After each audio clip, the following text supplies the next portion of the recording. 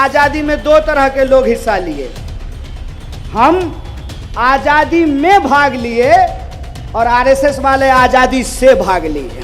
अरे इसी बात की आजादी चाहिए कि इस देश का नागरिक इस देश के प्रधानमंत्री के आंख में आंख डाल करके उससे सवाल पूछे। इसी बात की आजादी चाहिए। जब इस देश में प्रधानमंत्री के लिए 8,500 करोड़ का उड़न खटोला खरीदा जा सकता है, तो इस देश के गरीबों को मुफ्त में शिक्षा क्यों नहीं दी जा सकती है? टीवी 10 भारत, सच की ताकत। हमको एक बार एक दोस्त ने पूछा कि आजादी में किस तरह के लोग हिस्सा लिए। हम बोले आजादी में दो तरह के लोग हिस्सा लिए। हम आजादी में भाग लिए और आरएसएस वाले आजादी से भाग लिए। और मैं और से का फर्क तो हम पहले भी बता चुके हैं। जब मैं आ रहा था और हमको हमारे कांग्रेस के कुछ वरिष्ठ नेता फ्रीडम पार्क दिखा रहे थे, तो मेरे मन में वो आजादी वाली बात याद आ रही थी।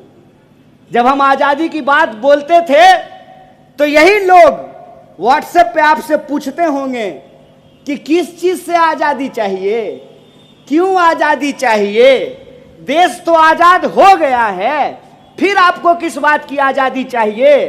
अरे इसी बात की आजादी चाहिए कि इस देश का नागरिक इस देश के प्रधानमंत्री के आंख में आंख डाल करके उससे सवाल पूछे।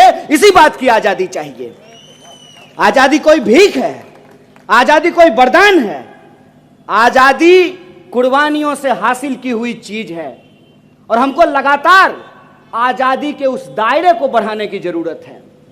आजादी के उस मतलब में, उस मायने में इस बात को भी शामिल करने की जरूरत है कि जन्म के आधार पर किसी के साथ कोई भेदभाव नहीं होगा, संस्कृति के आधार पर किसी के साथ कोई भेदभाव नहीं होगा, क्षेत्र के आधार पर किसी के साथ कोई भेदभाव नहीं होगा, लिंग के आधार पर किसी के साथ कोई भेदभाव नहीं होगा।